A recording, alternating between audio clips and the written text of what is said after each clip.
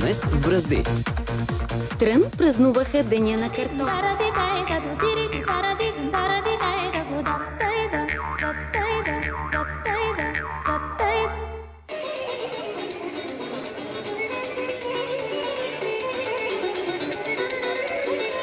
Какви ли не истории се разправят за трънчени? Известни са като майстори-строители, които обаче могат да ти скроят шапката. Имат си и местен герой Гигаранчин. Нещо като Хитър Петър, нещо като Настрадин Ходжа, нещо като трънчанин. Но си имат и празник на картофа, защото засадените декари с тази култура са 5000 и по този показател са вече на първо място в страната. Идеята се роди преди 3 години в Перник. Решихме да направим на Пернишка област празник на картофа.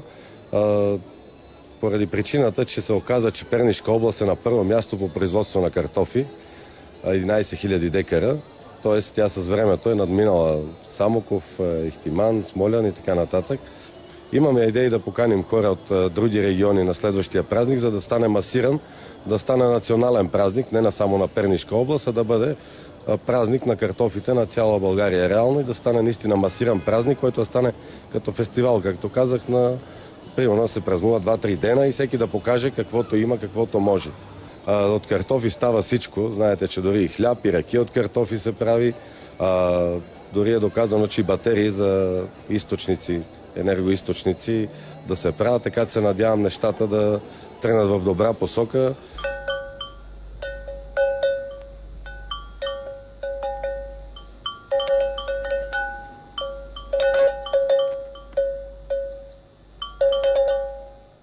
На 5 километра от глъчката на празника е село Петачинци, потънало в дрямка по спомените си, изгушено на метри от границата ни с Сърбия. Документираната му история е от средата на 16 век, когато в него са живеели 21 домакинства. През 1900 година жителите му са били 298, а днес, в края на 2010 година са...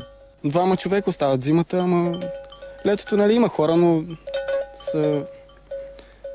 Пак си е нищо. В смисъл вече хората от селото бяхат.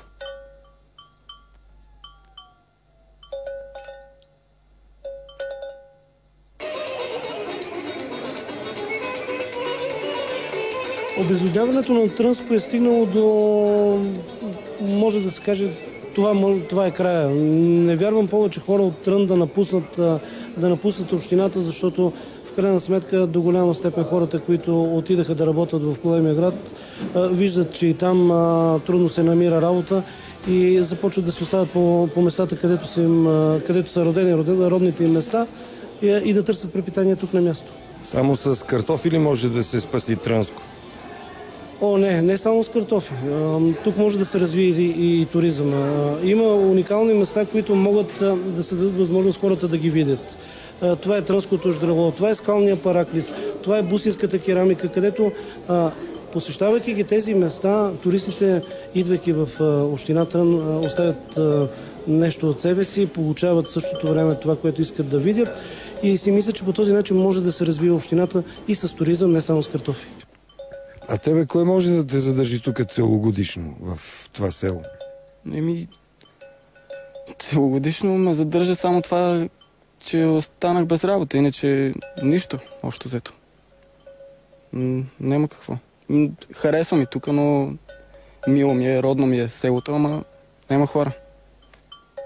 Не знам точно какво вече трябва да се направи, защото насекъде е така по селата и не знам, хората бегат в града и няма какво да се направи сигурно. Днеска имаше празник на картофа в Трън. Ти защо не отиде там? Не съм. Даже не знам, че е празник. Общо взето. Празник е за търговците явно. Ние 100 декара картофи отглеждам в момента с тенденция да увелича тази година площ картофи, но за мен в момента не е въпрос количеството, ами качеството на продукцията. В смисъл, гледам да отглеждам картофи, които са с по-добри качества, като вкусови, и оттам гледам по-добро качество за пазара да изкарам. Трудностите за млад фермер в България са от една страна неопитността, в смисъл като техническа въоръженост. Трактори, боравим с стари машини, които се чупат всеки ден. Нямаме финансовия ресурс да си купиме нови машини за момента. Другото, което е като трудност, е, че не сме достатъчно образовани, за да можем да развиваме едно конкурентно способно земеделие, което е в Европейския съюз. В момента в България все още не сме интелектуално, да кажа, на ниво, за да можем да развиваме качествено земеделие. Селската легенда в село Петачинци разказва за заровено злато, обрано от турски керван. Преди време петачинци без резултат търсили това имане. Мълвата твърди, че по-късно го намерили случайно граничари, които прокарвали телефон до селото.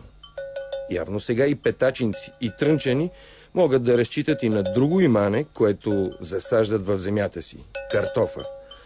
А за екипа на Бръзди остана усещането за първичност и спокойствие в това землище, далеч от шизофреничното ежедневие на големия град и 3 прясно подквасени буркана домашно краве мляко. Армаган от безработния Иван.